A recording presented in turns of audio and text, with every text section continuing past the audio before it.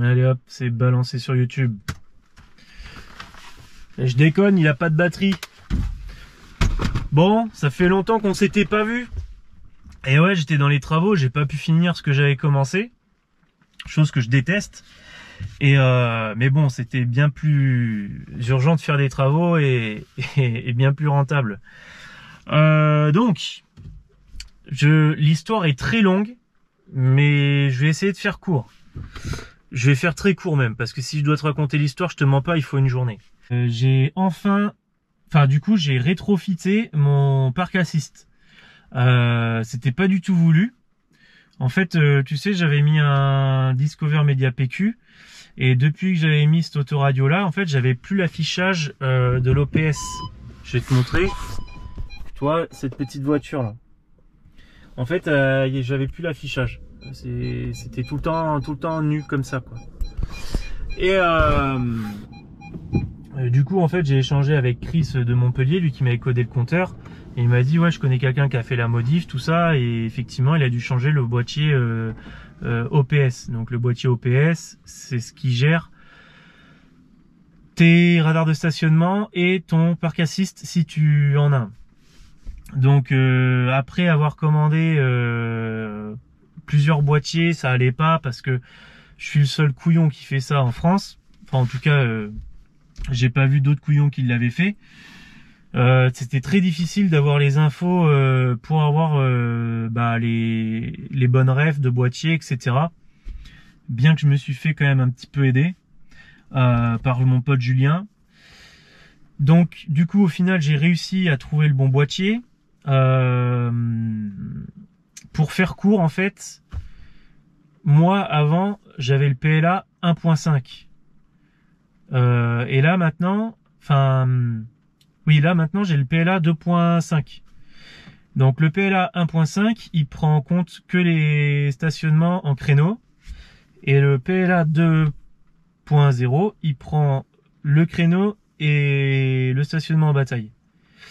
Et moi, le 2.5 que j'ai, en fait, il a la particularité de... Comment dire, dès que tu te rapproches d'un obstacle, d'une voiture ou quoi, en roulant, eh bien, tu as l'affichage OPS qui se met au niveau de l'autoradio.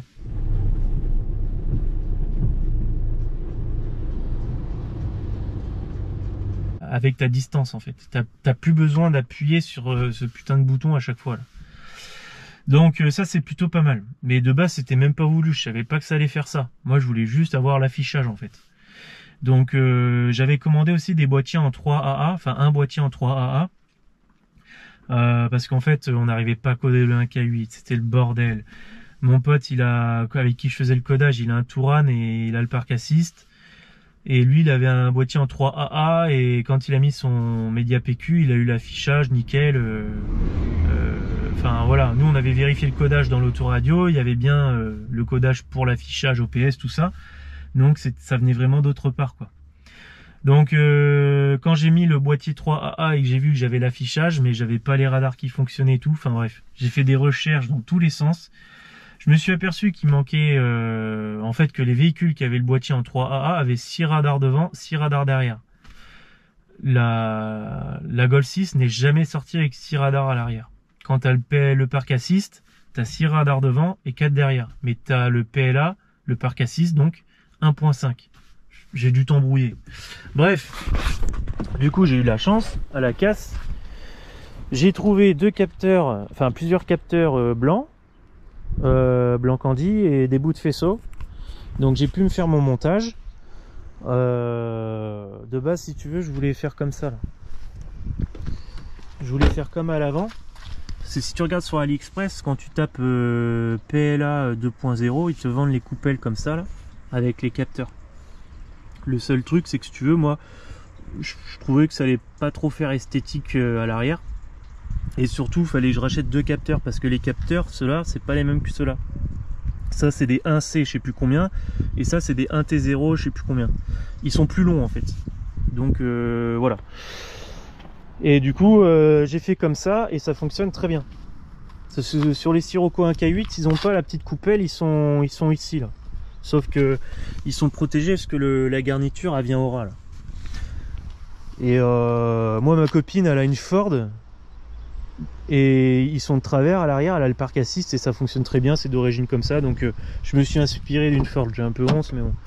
Tiens, ben, tu vois par exemple, on va prendre ce véhicule Volkswagen qui a le parc assist parce que du coup tu vois il a 2 radars supplémentaires, donc un de chaque côté, et il n'y a plus la coupelle comme les Tiguan, le gros truc, voilà. Par contre il l'a à l'avant. Bref, donc du coup chose que je ne savais pas et que j'ai appris au fur et à mesure de mes problèmes, parce que je crois que je suis passé par tous les problèmes possibles, il fallait changer les capteurs arrière, les capteurs ABS. Donc il fallait mettre des capteurs gris finissant par la référence finissant par A ou B. Ça c'est pareil, c'est un peu grâce à AliExpress. J'ai vu les packs complets qu'ils vendaient de rétrofit PLA. En fait, à chaque fois, ils fournissaient 2 capteurs avec. Sauf qu'il n'y avait pas la référence, donc j'ai galéré à trouver la référence. J'ai essayé de communiquer un petit peu avec eux, tout ça. Bref, j'ai réussi à trouver la référence. J'en ai trouvé 2 à la casse par miracle, parce que c'est quand même 70 € piège chez Volkswagen. Je les ai installés, ça marchait toujours pas. En fait, il fallait les coder. Enfin, le codage à trouver, c'était une misère. J'ai dû aller sur des sites anglais, trouver. Enfin, c'était une misère. Et même après codage, du coup, là où je voulais en venir avec mon PC, je me suis trouvé un petit PC portable pas cher pour pouvoir enlever les antivirus et mettre mon VCDS craqué, parce que j'en avais marre. Depuis le temps que je fais toutes ces modifs, depuis que j'ai la Golf 4, j'avais pas VCDS et du coup je comptais toujours sur les autres. Je faisais mes installations, j'allais faire coder chez les autres. Et en fait, au bout d'un moment, je me suis dit putain, mais faut que je m'y mette quoi. Donc là clairement, j'aurais pas acheté de PC. Je me suis fait aider de mes potes, mais j'ai passé tellement de temps à trouver le bon codage que finalement, j'aurais pas eu le PC, j'aurais laissé tomber en fait. J'aurais pas fait chier les autres pour ça, tu vois. Donc ben voilà, c'est codé, etc. Nickel. Donc il faut que tu saches que voilà, si tu fais le rétrofit, ou même si que tu as déjà le parc assist mais que tu évolues dans ton parc assist, ou que tu l'installes complètement, il faut changer les 2 capteurs arrière et il faut les coder, parce que sinon tu as des voyants partout. En fait, les 2 capteurs gris, si tu veux, arrière, les nouveaux, ils sont plus sensibles. Donc ils vont détecter si tu fais à quelle vitesse tu roules en fait.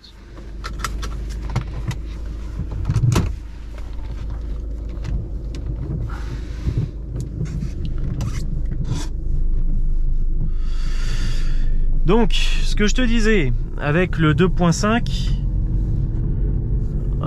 de 2015, le boîtier 1K8, c'est que dès que tu t'approches de quelque chose, tu vois, tu as l'affichage qui se met. Donc l'intérêt d'avoir de nouveaux capteurs, parce que ça le fait aussi avec le boîtier, enfin, l'affichage comme ça, là, en 360, ça le fait aussi avec le boîtier OPS en 3AA. Donc, en fait, l'intérêt de changer les capteurs arrière, c'est que tu vois, tout ce qu'il y a ici, là, les bandes là, on n'a pas de capteur dans les portes. C'est en fait, ça détecte avec ton capteur avant ou arrière l'obstacle, et quand tu avances, ça calcule les centimètres et ça déplace l'objet entre guillemets. En fait, c'est pour ça qu'il faut changer les capteurs arrière tout simplement. Donc voilà, après quand tu reprends en vitesse, ça s'efface.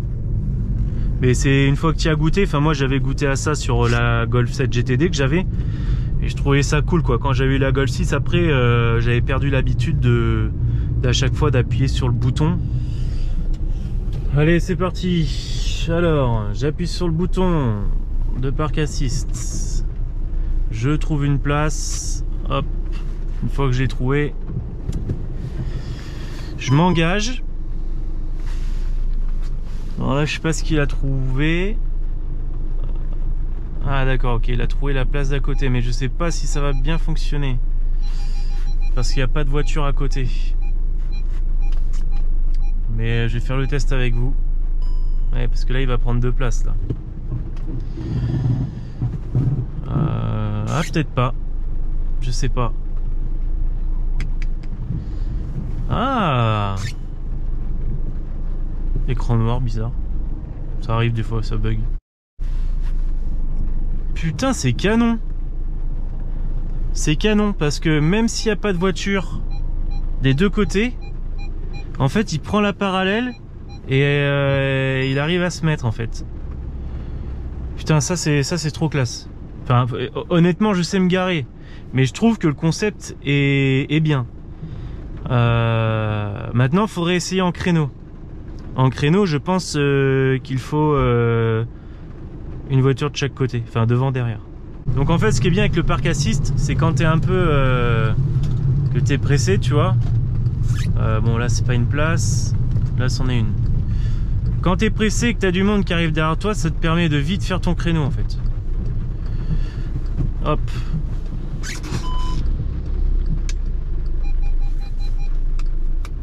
Toi, je peux quand même y aller relativement vite. Putain, j'ai cru que ça allait frotter. Et là, tu peux regarder, je sais pas si tu vois avec la pluie, mais je suis quand même loin du trottoir là. Donc pas de risque de rayer la jante. Hop, nickel. Et ça, à Bordeaux, le long des quais, c'est pratique par exemple. Je prends l'exemple de Bordeaux, mais voilà, dès que tu es sur un axe où il y a beaucoup de circulation, hop, tu ralentis ta vitesse et puis ça te permet de, voilà, de savoir si tu rentres ou pas. Parce que mine de rien, ça rentre dans des endroits très serrés, hein. Là, on est assez éloigné, mais j'ai été surpris quand même, hein. Je suis rentré dans des places de parking, enfin des places en créneau où je pensais pas rentrer et en fait le park assist a fait rentrer la voiture. Donc je vois bien dans les commentaires certains qui vont me dire ouais mais c'est que t'as un manche. Et pourtant non, parce que j'ai toujours habité en ville et les créneaux je sais les faire. Mais putain, jolie petite Golf 4 bleue. Voilà. Donc ça fonctionne, le créneau ça fonctionne que s'il y a un véhicule devant, derrière. Ou alors quelque chose de dur, un mur ou voilà, quelque chose comme ça, pour que les radars ils puissent calculer correctement. Je suis arrivé vivre sur Bordeaux, là j'habitais ici là. Là c'est ici que je l'ai restauré la Golf 4 là, sur cette place de parking, je te jure.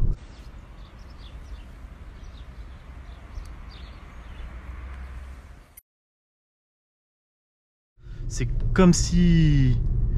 Je m'en souviens comme si c'était hier. Et j'en ai passé des heures sur ce parking. À faire des assemblages de faisceaux, et etc. Modifier des pièces et tout. Je louais un studio là, dans la maison en fait. J'avais mon indépendance. J'étais trop bien là. Et puis je bricolais à mort, tu vois, pour pas me faire chier. Parce que j'ai tellement de temps libre en fait dans mon boulot, si tu veux, que fallait que je comble ce truc là quoi, tu vois. Je pense que ça va s'entendre sur la vidéo, mais j'ai les pneus arrière qui font des facettes, c'est horrible. Je sais pas si t'as déjà connu le problème toi, si t'as déjà résolu ça, mais c'est vraiment chiant quoi. Faut que je change les deux pneus alors qu'ils sont même pas au témoin. Enfin bref. Enfin en tout cas pour cette histoire d'OPS, etc., pour tout faire fonctionner, je te jure c'était vraiment une misère. Je me suis pris la tête mais comme jamais quoi. Enfin je veux dire à partir du moment où c'est toi toi seul qui fait la modif entre guillemets, enfin heureusement que sur des sites anglais j'ai pu trouver qu'aujourd'hui il y a les traducteurs, etc., parce que moi je parle pas anglais, mais vraiment c'était, j'ai failli j'ai manqué d'abandonner quoi, tu vois. Je me suis dit bah tant pis, je laisse mon boîtier OPS d'origine qui est en 1T0 et puis j'ai pas l'affichage et puis tant pis quoi, tu vois. Enfin il y en a plein qui auraient fait ça, hein. Puis après je me suis dit c'est quand même dommage et tout d'avoir investi dans un Discover, tout ça. Enfin moi j'aime bien quand tout fonctionne quoi. Donc là prochaine étape, je voudrais changer la climatronique pour mettre une de Sirocco 1K8 toujours. Ouais, donc avant que la caméra coupe suite au manque de batterie, vive GoPro, j'étais en train de te dire que je vais faire d'autres modifs. Là je voudrais changer la commande de clim par une de Sirocco pour que les boutons soient assortis avec l'autoradio. Voilà, 2-3 petites bidouilles aussi, les rétro rabattables en changement de module côté passager, côté conducteur, pardon, le module de lève-vitre. Parce qu'aujourd'hui il est possible de le faire mais en restant appuyé sur la clé tout ça, enfin moi je veux pas ça, je veux que tu fermes la voiture, ça se rabatte, tu l'ouvres, ça s'ouvre, voilà. Je vais toujours à la casse, tu vois, j'y suis allé récemment et je vais avoir deux boîtiers du coup en 3AA à vendre. J'ai pièces de Golf 4 aussi, rétroviseur électrochrome avec tout son faisceau et tout. Donc ce que j'ai pas dit dans la vidéo en fait, c'est quand tu as le PLA en 1.5, c'est que tu n'as que le système créneau. Ensuite, quand tu as le 2.0, c'est que tu as le stationnement en créneau et en bataille, avec l'OPS en 360 degrés.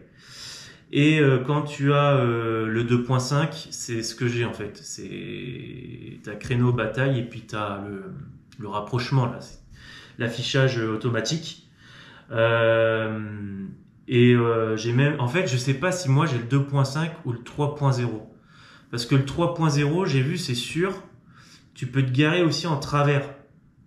T'as des places en épi, voilà. Chercher le mot. Et si tu as le bon bloc ABS, enfin, remarque, j'ai pas testé sur la mienne, faudrait que j'essaie, mais j'ai vu un mec, en fait, une vidéo YouTube, le mec, il a le 3.0, donc en fait, c'est exactement comme moi, sauf qu'il a l'épi en plus. Et lorsqu'il recule trop fort, enfin trop vite, la voiture elle freine pour lui. En fait, ma Golf 7 elle faisait ça. Je pense honnêtement, j'ai pas le bon bloc ABS. Lui il a fait ça sur le Golf 5, il a dû changer le bloc ABS pour mettre un beaucoup plus récent. Mais voilà. Et à ce jour, je crois qu'il y a que le 3.0. Enfin, je dis peut-être des bêtises, hein, mais voilà.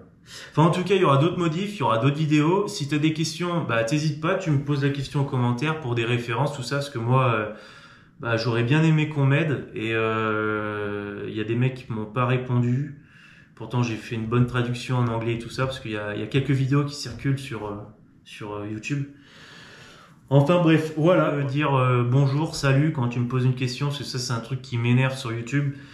C'est les mecs qui ouais comment t'as fait? Enfin bonjour, salut, enfin tu vois, c'est la moindre des choses quoi. Je vais pas te dire comment j'ai fait si tu me dis pas bonjour, tu vois. Et puis en plus, les trois quarts du temps, les mecs ils te répondent même pas, tu leur dis comment faut faire et même pas un merci, voilà, enfin. Il y en a peu, hein, mais il y en a quelques-uns. Donc, si tu te reconnais dans ce que je dis, bah, passe ton chemin ou dis juste bonjour. Quoi. Voilà. Bon, ben, allez, je te dis à plus tard et bon rétrofit à toi. Ciao.